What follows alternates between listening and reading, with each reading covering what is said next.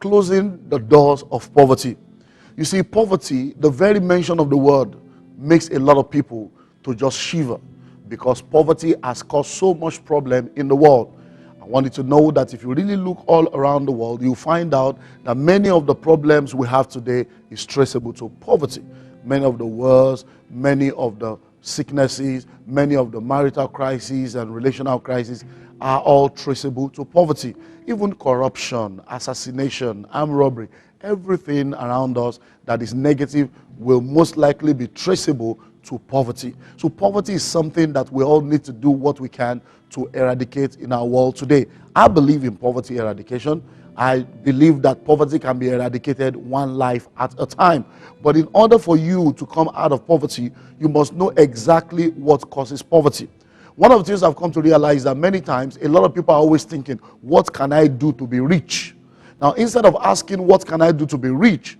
Sometimes the right question to ask is, why am I not rich?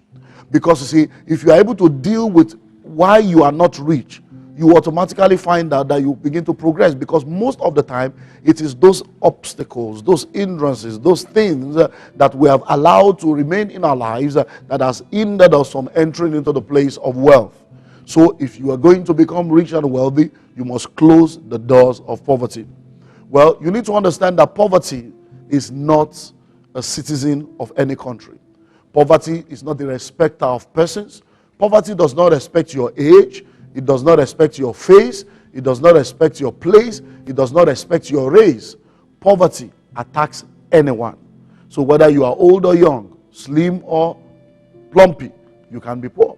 Light in complexion or dark, you can be poor. No matter where you come from on the face of the earth, poverty can attack anyone. So how do we close the door of poverty? I think we need to start by establishing exactly what poverty is. Because most of the time, when you say poverty, a lot of people have different ideas of what poverty is. Well, what is poverty? We can define poverty in different ways, but I want you to know that really, when we look at poverty, we can look at it from few dimensions. So number one, poverty is a state of lack and hardship. Poverty, number one, is a state of lack and hardship. So when you find yourself in that place where you lack everything that you need to move forward, you lack everything that you need to live a comfortable life, that is poverty. So poverty is a state of lack and hardship. So when things are hard, when times are tough, when the resources you have is not enough to be able to take care of your basic responsibility, then that is poverty. Well, poverty, number two, is also the opposite of prosperity, riches, and wealth. So when you are not rich, you're poor. When you're not wealthy, you're poor. When you are not comfortable, you are poor. Poverty also can be seen as a mindset. Poverty can be seen as a mindset. And I've seen a lot of people what I call poverty mentality. When a man has poverty mentality, he's always selfish. What's in it for me? What can I get? That's always the mindset of a poor man. When a man has poverty mentality, he's always thinking of the now. He does not think of the future. He wants to have it now. He wants to consume it now. He wants to eat everything up now without planning for the future. When a man has poverty mentality, he is always thinking quantity and not quality. So you need to understand that if you are going to be free from poverty and close the doors of poverty, you need to have the clear understanding of all these dimensions of poverty.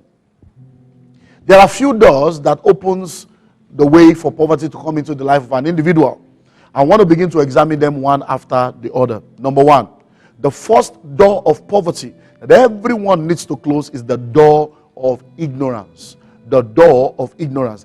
Ignorance is the number one cause of poverty on earth. I've been privileged to go around the world and I've seen poverty everywhere. On different continents of the earth, I've seen poverty everywhere. And I want you to know that poverty is not limited to a geographical boundary. Poverty is not limited to a geographical location. Poverty is available anywhere there is ignorance. So the first door of poverty that we really need to close is the door of ignorance. Now, ignorance is darkness. When a man is ignorant, he does not know what to do. When a man is ignorant, he does not know how to move from where he is to where he needs to be. And listen, there are different dimensions in this aspect of ignorance that we need to look at. A lot of people are poor basically because of ignorance. Number one, people are ignorant of who they are. A lot of people don't even know who they are. They have not been able to discover themselves. And because of that, it has become very difficult for them to be able to assess the wealthy place. So you must know who you are. I remember the great movie, the story of the prince and the pauper. In the story of the prince and the pauper, you find out that the prince knew who he was, and the pauper knew who he was. He was a pauper. But guess what? By the time they exchanged roles and the prince got into the street and the pauper got into the palace, it was difficult for the pauper to be able to live like a prince just because he believed he was not good enough. But at the same time, it was difficult for the prince to be able to submit to the reckless life on the street because he knew who he was. You need to know who you are, because when you know who you are, it will help you to realize that you are not born to be a failure. You are not created to live in poverty. You have not been brought into this world so that you can live at the bottom of the ladder. You also need to know what you have.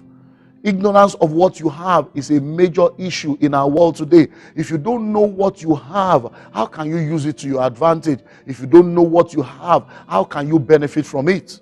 Listen, if you don't know what you have and others know what you have, they will use it and abuse you. So you must know who you are.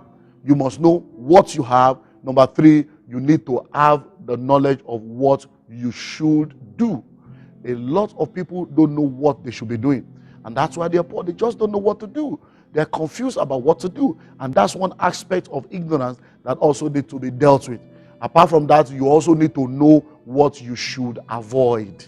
It's not just enough to know what you should do. You also need to know what you should avoid. Because there are things you are doing right now that is opening the door for poverty, that is enforcing poverty, that is enabling poverty. And these things must be dealt with if you're going to see a turnaround in your life.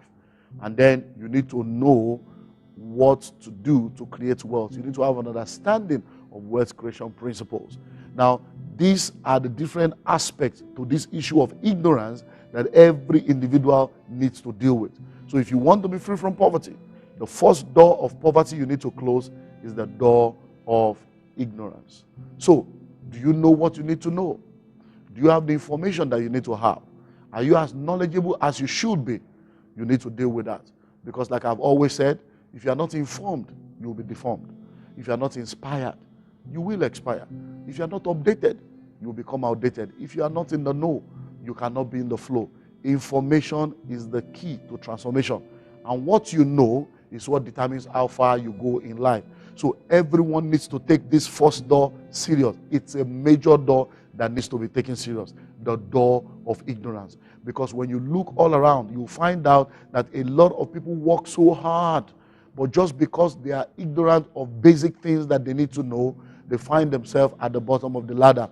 Those who know rule over those who do not know. So you must not allow ignorance to keep you in poverty. In order for you to come out of that poverty, you must open the door to knowledge. You must open the door to enlightenment. You must open the door to information so that you can rise out of that rubble of poverty and you can begin to do what you need to do to change the situation in your life. Now, apart from this aspect of ignorance, there are many other doors that opens and gives access to poverty that we need to close. The second door that needs to be closed is the door of laziness. Yes, you heard me right. The door of laziness. Laziness is one of the major reasons why people are poor. It's difficult to accept, but there are a lot of lazy people in our world today. People are not just physically lazy, they are mentally lazy. The mental laziness is even more dangerous than physical laziness, because you see a lot of people that are waking up very early in the morning, going all around, and they seem to be very, very hardworking. But when you really sit down to talk to them one-on-one, you will discover how mentally lazy they are. If you want to be free from poverty, you must close the door of laziness. Laziness manifests itself in different ways. One way of manifestation of laziness is idleness. Yes, a lot of people are idle. They are just what I call busybodies. They are just alive, existing, and doing nothing. They keep telling you, oh, it's not as if I don't want to work. I don't have anybody that will employ me. I just don't have anything to do. Listen, there is always work. But the issue is that people are not looking for work. They are looking for a job. There is always work. But people are not looking for work, they are looking for a job. You know what? A job is what you do to earn a living, but a work is what you are created to do. Your job is your career, but your work is your calling. So everyone has something they can do. But because they are waiting for something they will do that will bring money, that's why they say they don't have anything to do. So are you idle? Idleness is a form of laziness. If you don't have a job, volunteer yourself to begin to do something somewhere. Just be busy doing something. Even if you are not being paid for it, just go ahead and volunteer yourself. And go and do volunteer work. And you'll be amazed that while you are volunteering yourself, doors will open. I can tell you stories of people that I've spoken to that have gone ahead to volunteer their services, and from being a volunteer, they have ended up being employed. And I myself am a testimony to that. Because the first major job I got in my life, I got it because I went into that organization to volunteer my services free of charge. And from the very first month, I started earning an income. Why? Because I offered value and I became a solution provider. Procrastination is another manifestation of laziness. Oh, I'm planning to, I'm hoping to, I intend to, is laziness. Listen and listen well. 1,000 good intention is not as powerful as one action. So I plan to, I hope to, I intend to, I'm working towards it. Give attention to your intention. Until you give attention to your intention, the world will not give you attention. Until you give attention to your intention, your world will stand at attention. An object will remain stagnant until a force is applied. Your life will remain the same way it is until you do something meaningful about it. So stop procrastinating. Stop procrastinating. Stop pushing till tomorrow what you are supposed to do today, because that is a form of laziness. Another manifestation of laziness is excuses. Listen and listen well. It has been known universally that excuses are the trademarks of failure. When people succeed, they take responsibility. But when they fail, they blame somebody else. So when you see people always giving excuses, it's because I don't have a job, it's because they are victimizing me, it's a form of laziness. It's because people are not ready to do what they are supposed to do to see a turnaround in their life. So if you want to be free, you have to rise from the place of laziness.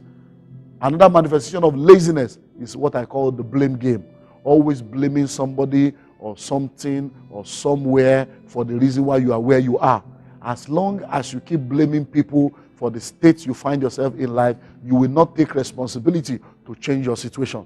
So look at all these different dimensions and manifestation of laziness that we have looked at and begin to do something about it, especially in the aspect of mental laziness.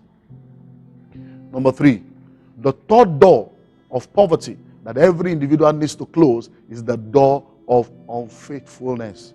Yes, unfaithfulness, lack of loyalty, lack of dependence. You cannot be dependent upon. Listen and listen well. Have you realized how difficult it is to find faithful people in our world today? Have you realized how everybody around seems to have thrown integrity out of the window, and everyone seems to be so interested in what they can get, even if they have to lose their name and their image just to get it? A good name is better than silver and gold. A good name will give you goodwill. A good name will give you leverage. But many people are not interested in a good name as long as they have a good balance sheet on their bank account. And that is a manifestation of unfaithfulness. Listen and listen well. If you are going to go far in life, you must be faithful. If you are an unfaithful individual, you can only cheat people once. Fool me once, shame on you. Fool me twice, shame on me. So the question now is, can somebody sit down to be fooled twice? We have been told over and over again, once bitten, twice shy. So you find out that the very minute you are an unfaithful person, your future is very slim. The very minute you are an unfaithful person, it's going to be difficult for you to be able to make progress in life. So listen and listen well. Be faithful. Whatever your hand finds to do, do it well. Whatever you find yourself doing, put in the best in doing it. Whatever level of life you find yourself in, just make sure you are the best at whatever level you are in. When you have that excellent spirit of being faithful, when who you are in secret and who you are in the open is the same, when your word becomes your bond, when what you say can be depended upon, when your lifestyle and the values you live for can be very, very positive, then you begin to see yourself closing that door of unfaithfulness. And as you close the door of unfaithfulness, you will see the door of prosperity, the door of wealth opening up to you. So you need to do a self-analysis concerning these issues that we have looked at today. Number one, are you ignorant? Do you know what you are supposed to know?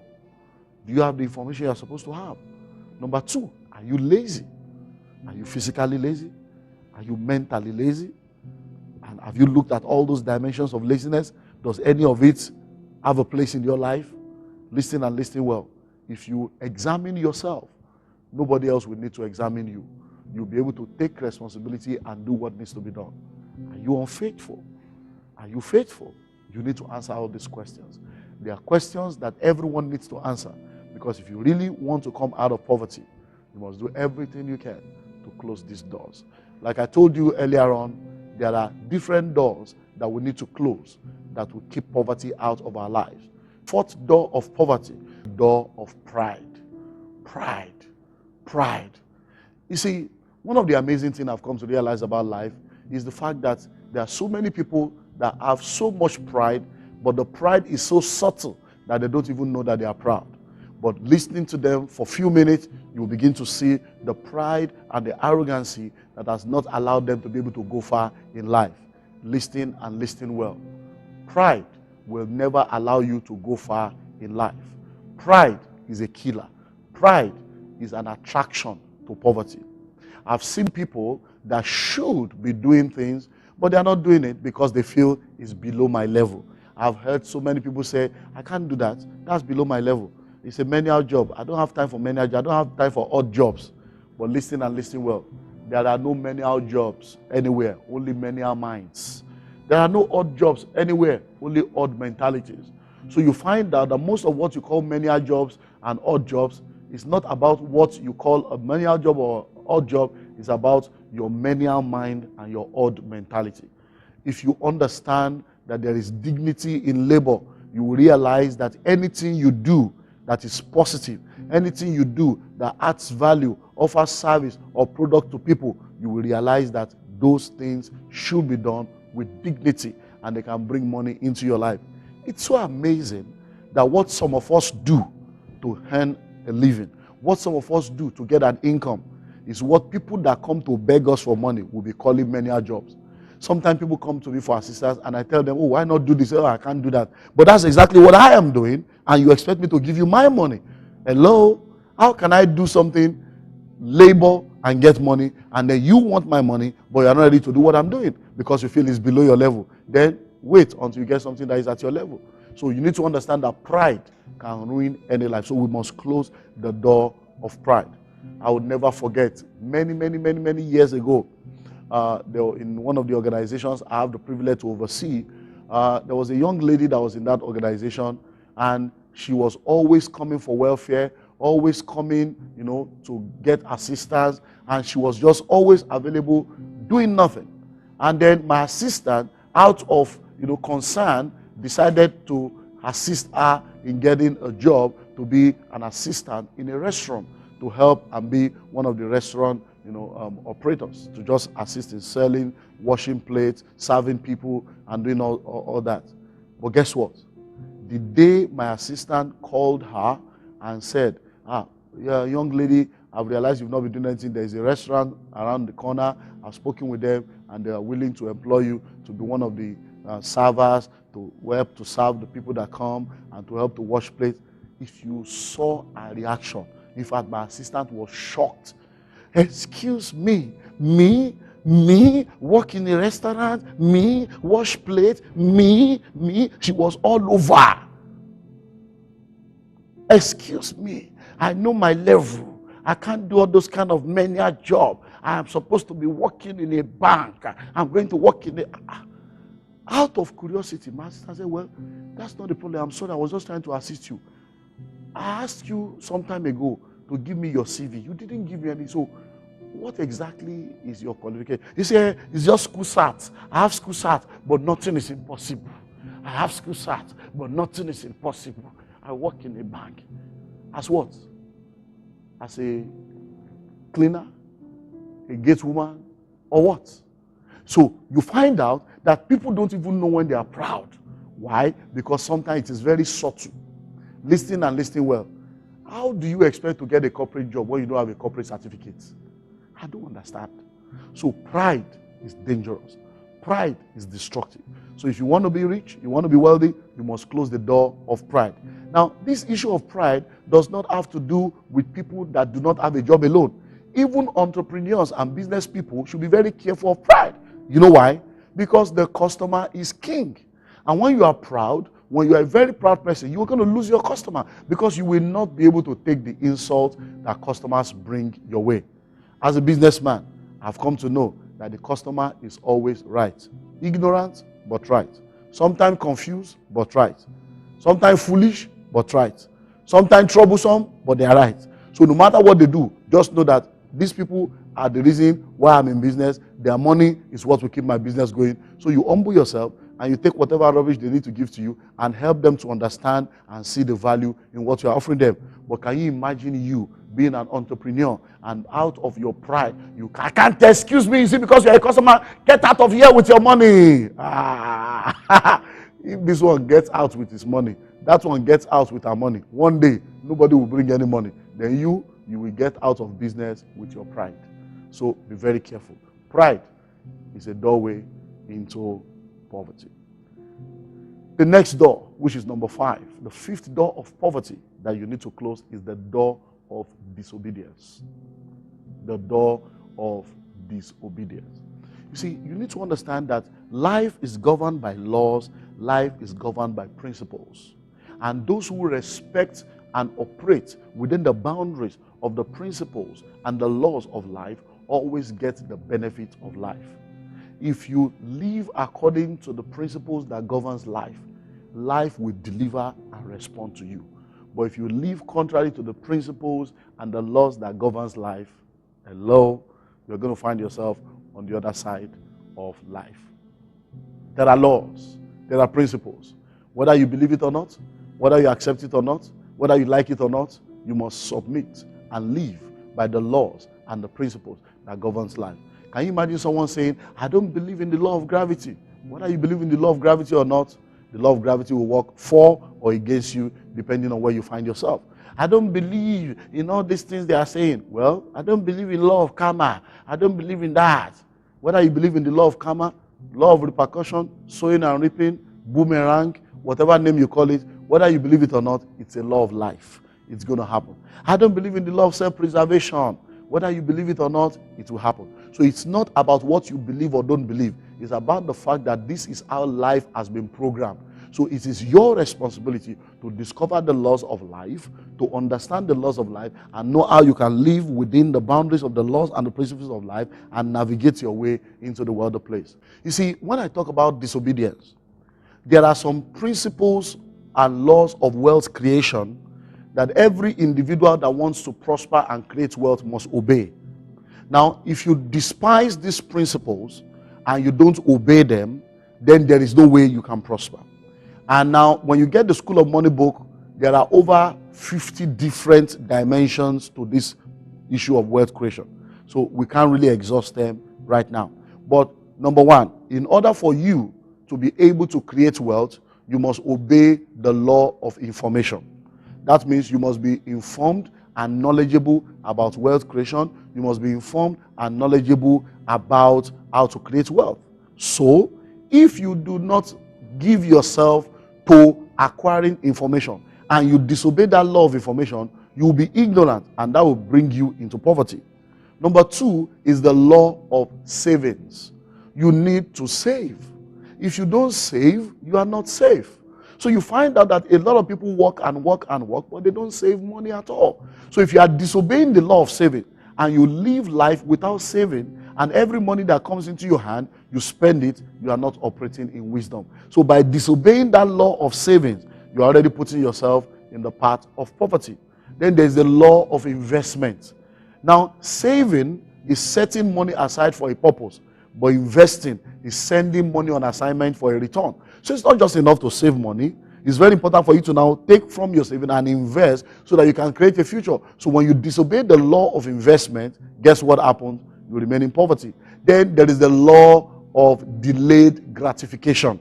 The law of delayed gratification. It means that you have to wait till the appointed time to experience what you need to experience. There are a lot of people that have been in the realm of poverty because they are more of consumers and wasters. Every money that comes into their life, they just want to eat it now, waste it now, consume it now. And because of that, they find themselves in the place of poverty. Because you see, if you eat tomorrow's food today, you are going to be hungry tomorrow. If you wear tomorrow's clothes today, you are going to be naked tomorrow. If you live tomorrow's life today, you ain't going to have no life to live tomorrow. So it means that everyone must obey all the laws that they need to obey in order to prosper. So disobedience to all these laws is one of the things that leads to poverty.